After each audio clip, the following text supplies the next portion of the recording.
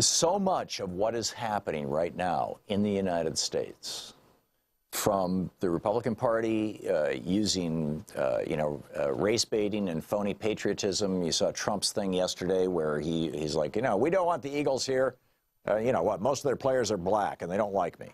And so, we're just going to have a whole bunch of white people in suits. It was like the Brooks Brothers riot down in Florida when Tom DeLay sent his staff members down to pound on the windows where they were recounting the votes in the 2000 election and shouting, "Stop the vote," pretending they were Floridians. And ultimately got the Supreme Court to stop the vote count. The vote count. But, they called it the Brooks Brothers riot because these guys were all dressed in $1,000 suits, right? They all work for Tom DeLay. Well, it was the same thing yesterday. I didn't watch the whole thing. I did see pictures of it. I didn't see a single black face among pretty much anywhere. And there were a number of people who were tweeting that they went around and asked people as they were leaving, who's your favorite Eagles player? And none of them could answer. These weren't Eagles fans. These were props. They were probably Republican staffers from Capitol Hill. Although, who knows? Maybe Trump donors who came in to have a nice afternoon on the South Lawn of the White House. It's just, it's a scam. It's a hustle. And he's using, as Samuel Johnson said back in the 1700s, patriotism is the last refuge of the scoundrel. And they are using the American flag, patriotism, the national anthem, which apparently Donald Trump doesn't know the words to. They're using that because he kept, kind of mumbling while he was trying to sing yesterday, or America the Beautiful, or whatever it was. They're using this to tear us apart. Now, why would they do that? They're doing that because there is an enormous amount of money at stake. See, power usually comes down to money. Money usually comes down to power, because with power you can acquire money. With money you can acquire power, and you can keep your money. And that's what's going on. Paul Buchheit wrote a piece. It's up at the top of Common Dreams right now. It's titled, "The Taking of Millennial Wealth by Rich White Boomers." And, I want to go through some of this, but we're also going to talk about Bain Capital and Toys R Us, because it's a piece of the exact same story. And we're going to talk about the Veterans Administration bill that the Republicans are pushing, that the White House is saying, please don't pay for, unless you take that money away from things like Medicaid, Medicare, programs that help other people, pitting our veterans against everybody else. So let me just go through this stuff, because I think this is really what's going on. This is the stuff this is why they are willing, why Republicans, broadly speaking, funded by right-wing billionaires who care only about their money and not about their country. This is why these guys are doing it, and this is what the consequence is. It's all about stealing money from the middle class, the working class, and the entire millennial generation, with the exception of the top 10%. The bottom 90% of the millennial generation. It's about taking their money and handing it off to the uber rich. It isn't boomers who stole the millennial money. In fact, most of the guys who are making these decisions, people like, Charles and David Koch, they're my dad's generation. They're the greatest generation. They're not even the boomers. But, some of the hustlers, and certainly a lot of the guys working on Wall Street, are boomers. But it's not the boomer generation that's ripping off the millennials. It is a small, relatively small group, probably fewer than 100,000 people. And at the core, the political and power core of it, probably fewer than 5,000 people, who are fabulously rich, who are absolutely obsessively committed to getting richer. And they don't give a damn. They don't give a rat's ass about who is affected by it, as long as they get richer. So as Paul Buchheit points out, the richest 10% of Americans in the last decade have taken 85% of the new wealth. In the past 8 years, if you are in the 1% of Americans, on average, now keep in mind, The top 1% goes all the way up to the top 100th of 1%, the people who are billionaires. At the bottom end of the top 1%, I think you've got to earn around $500,000 or $600,000 a year to be in the top 1%. But it's also wealth. But the top 1%, on average, if you're in the top 1% in the last 8 years, you have an extra $6.7 million in your checking account or your investments. The top 1%, on average, made an additional $6.75 million. The top 10%, excluding the top 1%, so that's the 2% to 10%, the top 10%, if you're in the top 10%, in the last 8 years, you have averaged in your savings account, your 401k or whatever it is, around $700,000 of money that you didn't have 8 years ago. So that's the top 10%. If you're in the bottom 50%, you lost $3,000 in the last 8 years. You're behind where you started out. And by the way, that bottom 50% includes most of the indebted millennials. And the millennials saw their average net worth drop, not by the $3,000 average of everybody in the bottom 50%, but they saw their net worth drop far more substantially, by about $8,000. So if you are a millennial, if you're one of the older millennials, you're up to 32 years old, you're a millennial.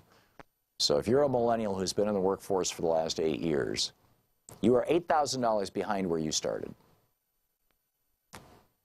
if you're in the bottom 50% of millennials. The wages of America's poorest 50% have been stagnant for 40 years. This is intentional. Right now, young adults who graduate college with student debt have a median net worth of a negative $1,900. Millennials are better educated now than any generation in the history of the United States, and yet they earn 20% less money than baby boomers did at the same age with less education just 30 or 40 years ago. Why? Well, because so-called full employment now, back in the day, it included, at least some simple benefits and reasonable pay. Keep in mind, the 1968 minimum wage, if you were to inflation adjust it, right now would be $22 an hour. So people had a decent standard of living, even at the minimum wage in 1968. But now you got the gig economy that typically pays less than half the wages. A full-time gig job pays less than half the wages of a regular full-time job, on average. 2/3 of millennials, 21 to 32 years old, 2/3 of millennials have absolutely nothing saved for retirement.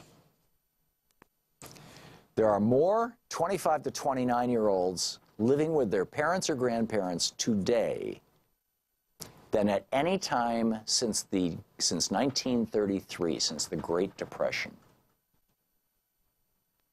Stephen Brill, he's an author, he writes about how this happened. And this is what I want to get into next, is how they ripped us off. He says, ingenious financial and legal engineering turned our economy from an engine of long-term growth and shared prosperity into a casino with only a few big winners. They created exotic and risky financial instruments that separated those taking the risk from those who would bear the consequences. The result is a new, divided America. And I want to get into exactly how this happened. The changes in the law that Reagan made and the Republicans made in the 1980s that allowed for things like Bain Capital to come into existence, and the kind of damage that these new exotic financial instruments that Stephen Brill was talking about have done to America, to make people like Mitt Romney billionaires and make the rest of us paupers. Stick around. This is the Thom Hartmann Program. We got some just amazing information. Just stick around. We'll be right back.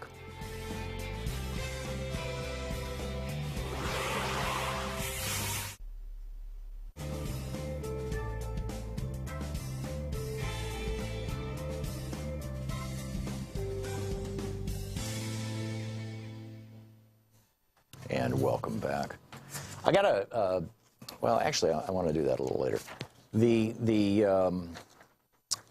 Jim Carrey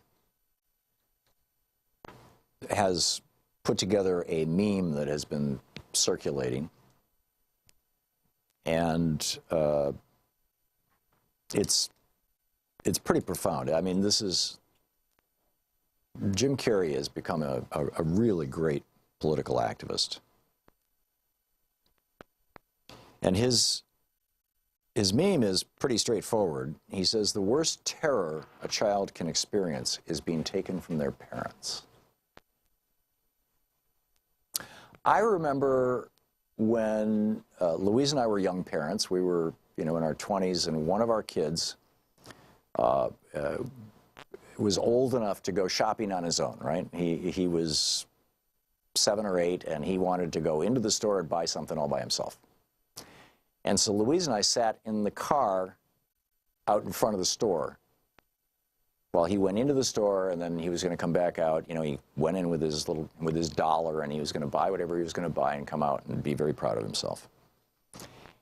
And I don't recall exactly what happened. I think it was a security guard came along or something, but we couldn't leave our car parked right in front of it was a strip mall, right? Right in front of that store door entrance. So we looped around and parked in the parking lot, found a parking space, a couple cars in where we could see the door, we could see, when our kid came out.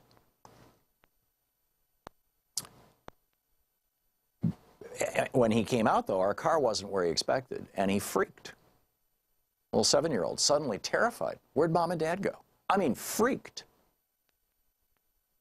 That is the perfectly normal, healthy, appropriate response of a child to the loss of their parents. Now, we were able to pull out of the parking spot and honk the horn, and he saw us, and all was good. And, I don't think he was permanently scarred by it. But I still remember it vividly for the intensity of that response. In fact, I have no recollection throughout my childhood of any time when I felt that my parents were being either taken from me or had abandoned me. I know some people have, had really difficult childhoods. I'm very fortunate. I didn't. And my parents were always there for me. My mom was a stay-at-home mom, so it made it a lot easier. But I don't even remember the 30 seconds to a minute that one of my kids experienced, coming out of that store. I don't remember that at any point in my life. Can you imagine the terror of being a little child and being taken away from your mother and then being put in a cage? Particularly in a cage with other kids. Kids can be insanely cruel. I mean, I said I had a pretty idyllic childhood. The worst part of it, frankly, was the other kids. I was the skinny geek who didn't know how to play sports and who would rather sit under a tree and read a book than to play baseball. And I was always the last one picked for every team. So I was the one who got beat up a lot.